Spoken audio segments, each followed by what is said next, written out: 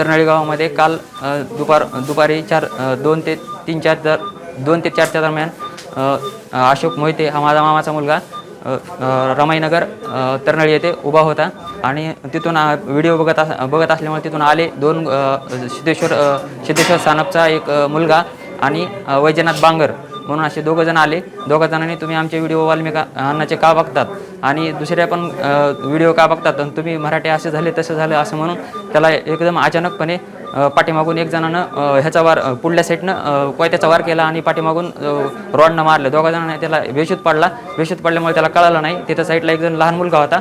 आरडल्यामुळं मग सगळे माणसं जमल्याच्या नंतर आम्ही पळत गेलो तिथं काय झालं म्हणून. आमच्या समोरासमोरात त्याच्या डिस्कवरची लाल गाडी होती. त्या गाडीवरून ते दोघंजण पसार झाले तिथून आणि पुन्हा आम्ही त्याला दवाखान्यात घेतला. आम्ही पुन्हा लक्ष दिलं नाही. ते मारहाण करणारे वैजनाथ बांगर आणि अभिषेक सानप हे दोघंजण होते आणि त्यांच्यासोबत अजून सुद्धा दुसरे काही लोक आहेत. काल ते आंधळे म्हणून जे फरार आरोपी आमच्या गावापासून मैंदवाडी गाव 2 किलोमीटर अंतरावर गाव आहे आणि तो आरोपी तिथंच कुठंतरी दबावर बसून असलेला असं वाटतंय. कारण त्याचे जे स्टेटस आहेत त्या पोराचे स्टेटस त्याच्या वाढदिवसाचे ते काल तिथं होते आणि कालचा वाढदिवसाचा निमित्त साधूनच त्यांनी मुद्दामून दहशत निर्माण करण्यासाठी त्यांनी तसे स्टेटस वगैरे ठेवलेले होते. अचानक हल्ला करून त्यांनी गावात एकदम अशांतता निर्माण केलेली आहे आणि गावामध्ये अक्षरशः त्यांच्या गुन्हा दाखल करायला आम्ही काल गुन्हा दाखल करायला गेलो की आमचा गुन्हा लवकर घेतला नाही.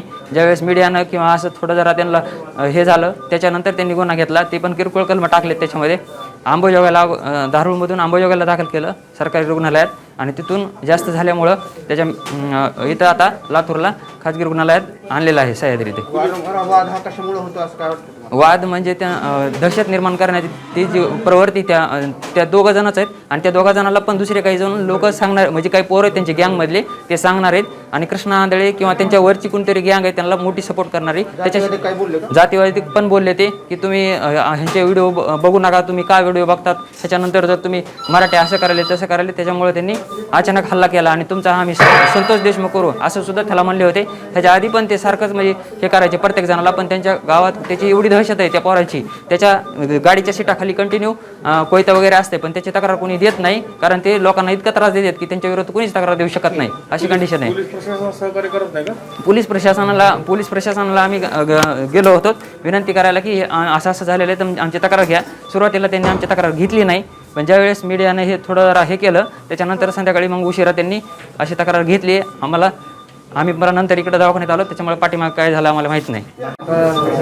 काल रात्री पेशंट आपल्याकडे आढळलेले आहे, कशी परिस्थिती आहे पेशंटची काय सांगा? रात्री 11 वाजता सुमारास ते आपल्या हॉस्पिटलला ॲडमिट झालेत. त्याच्यानंतर त्यांचा CT स्कॅन वगैरे करून घेतला आहे. इंजुरीजमध्ये त्यांना मेंदूला थोडा छोटासा रक्तस्राव झालेला आहे. सोबत डोळ्याला सूज वगैरे पण आहे त्यांच्या आणि पाठीवर मुका मार लागलेला आहे. बाकी उपचार त्यांच्यावर चालू आहे. तब्येत सध्या स्थिर आहे. साधारणतः किती वाजता ॲडमिट झालेला आहे आणि कुठे ॲडमिट झाले? 11 वाजता आपल्या हॉस्पिटल रात्री आपल्या हॉस्पिटल ॲडमिट झाले आहेत. काल रात्री आल्यानंतर पेशंटची कशी परिस्थिती आता काय सुधारणा आले तेव्हा थोडंसं त्यांना समजत नव्हतं बोललेलं. ठीक आहे, थोडं गडबड करत होते. बाकी जशी उपचार झाली आहे आता थोडं गडबड करणं वगैरे कमी आहे. पेशंट बोलतात का सध्या? बोलतात पण असा प्रॉपर रिस्पॉन्स नाही आहे जसं पाहायला पाहिजे.